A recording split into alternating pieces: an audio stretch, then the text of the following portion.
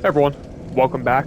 My name's Matt, and today I'm continuing the series in which I give my own tips and tricks and little guides on how to beat the Dark Souls 3 bosses on Soul Level 1. So, right here we're in the Crucifixion Woods. We are getting ready to go take care of the Crystal Sage, which on Soul Level 1, out of all the bosses for some reason, it's one of the ones that can be the most annoying for me. But this time I decided to trivialize things a little bit. So let's take a look at the inventory. As you can see in the top right, Soul Level 1, yada yada. So I beat the Abyss Watchers, and then I went through, I got all the large Titanite shards, and I got the one Titanite chunk, and then I traded in a Firebomb for another chunk, so I can get my short sword up to +7 here. Now normally when I fight the Crystal Sage, I think I'm at like a +2, maybe 3. So this damage is already going to be a bit more significant.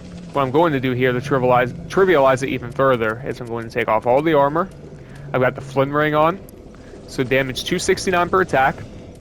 I'm going to use charcoal pine resin along with the fire clutch ring for a little extra damage. So yeah, we should really just shred through this thing. The Crystal Sage is a pretty simple boss, at least in the first half. The best time to get damage, actually the best time to just get damage, is as soon as you run into the fight, sprint right up to the Crystal Sage as she's doing her first attack. And normally, from my fights, normally it'll be a giant crystal ball, but if you run straight past that, she's casting it, it won't be able to hit you, and you can just start spamming away on her. Sometimes she'll do the soul stream across the ground, and that's pretty much going to one-shot you. But as long as you dodge it, you're good to go. Now, you can cheese the Crystal Sage a little bit. If she casts the little homing soul mass things above her head, she won't be able to teleport away unless like they're all gone. So if you keep circling around her so that the soul mass, so she always has one, you can keep her in the first phase until she's dead. That's easier said than done. Sometimes it cooperates, sometimes it doesn't. But yeah, that's about it. The second phase, you can do it one of two ways. One, she'll spawn in, like, I think it's 3 fake Crystal Sages. They'll cast, like, blue spells. They just take 1 hit to make them disappear. Now, you can go around and try and be cautious and kill all of those before going to the Crystal Sage. However, it can be difficult to do that because once you kill all 3 of them, the Crystal Sage itself, like the actual boss, will have the homing soul masses above its head. It'll have like 3 of those crystal balls floating in the air that'll track you down, and then everything else will throw at you. So I found that the best strategy for it, and this could be different because now I'm using it with a +7 here, so I might be able to deal with this, a bit faster. But the best strategy is to, when you know it's going to be second phase, get towards the middle of the arena and try and guess where the purple one's going to be. I know it's kind of RNG. You can try and simplify it a little bit by, so the last spot that the Crystal Sage was in the first phase, it'll usually teleport to the furthest spot away, from my experience at least. So you can just take an educated guess and hope you get there. If not, hit the one that you ran up to and then try and find the purple one as fast as possible. But yeah, that's about it. There's really nothing too technical about this fight. Just kill it as fast as possible. So, without further ado, I'm actually just going to throw the shield. Nah, never mind. I'll just make things easier. Let me throw an Ember on, just so I have some more health, can tank a little bit more. And yeah, let's go see here.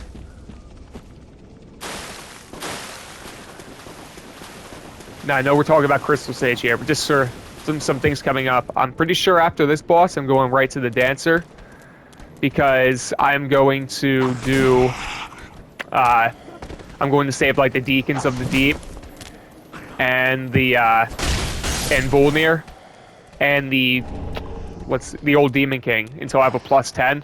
Just makes it so much easier. It's not like they're difficult to begin with, but my goodness, it's so funny when you do it that way.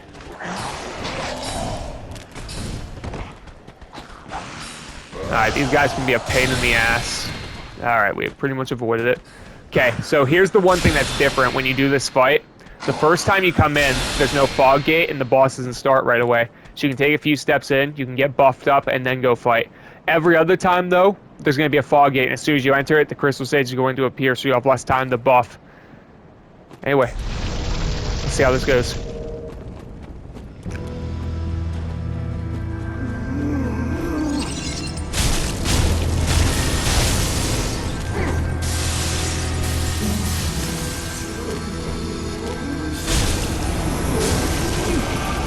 Okay, that damage is absolutely nuts. See, I got her stuck there for a little bit. Let's guess. This one. Nope. Maybe this one? Nope. And I'm probably gonna die. There's going to be a lot of shit coming at me here. Yep, I'm dead. Alright.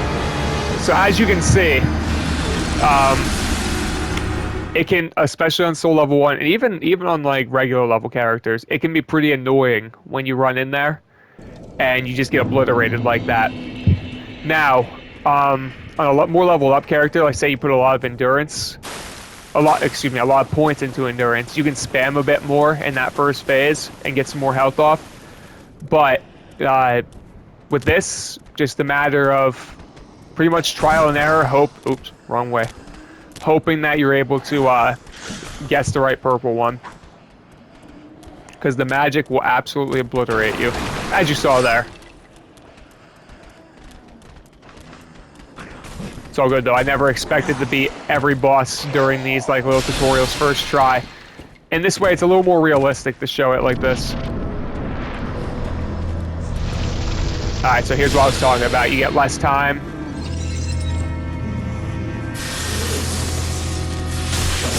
And I'm dead. I guess I never mentioned the Crystal Sage has melee as well.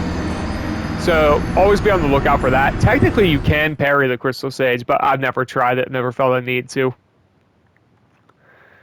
Alright. So another little suggestion here is to... I'm not going to apply a charcoal pine resin here right when I go into the fight. Now, since she'll automatically spawn in, I'm just going to go through the fog gate and instantly sprint to her and get as much damage off as possible.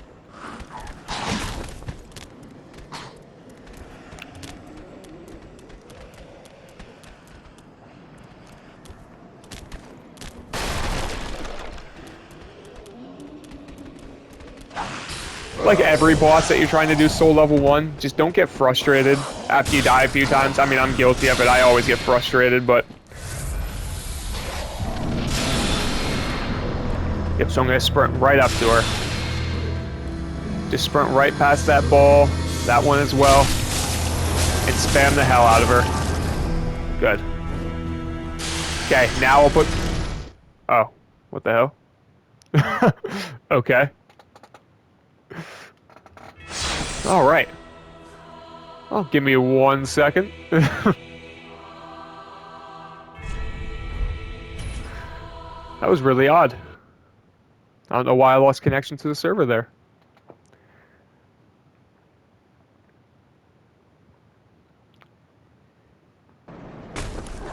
Oh, Jesus.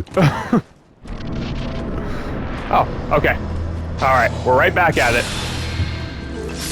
Oh, God. Well, there's the one shot I was talking about. If you're not wearing armor, if you don't have an ember on. Actually, you might even get one shot if you have an ember on.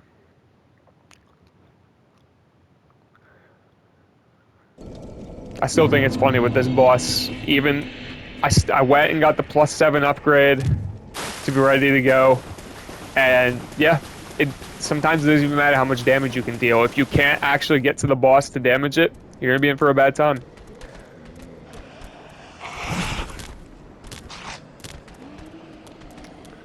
Don't fret, though. After this, the bosses...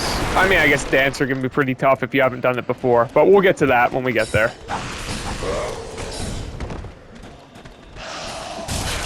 Damn it. That's annoying. Oh well. Doesn't really matter too much.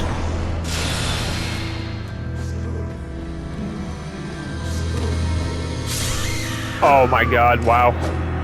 I really just rolled right into that.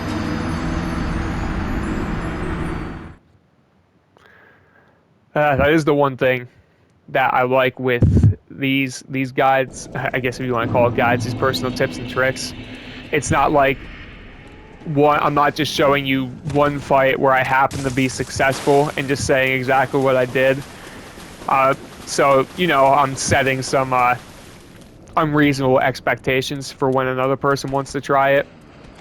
But, yeah, you get to see the stuff that you can potentially die to. You get to see the things you can do to counter it.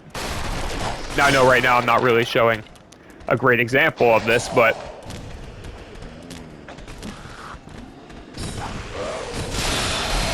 Alright, now let's get it. Maybe.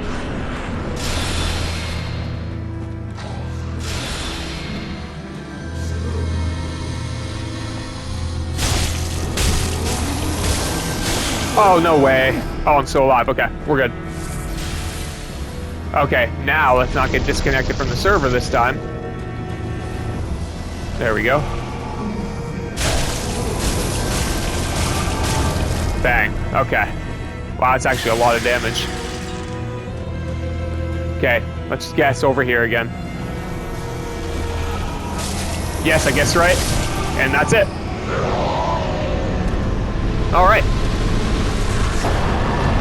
Well, just like that, took a few tries, a little disconnection from the server, but as you can see, if you're able to, in the first phase, like I said, it's a lot easier if you get it on the first try, because you can buff and then literally run straight in here before she really even gets off an attack and starts spamming.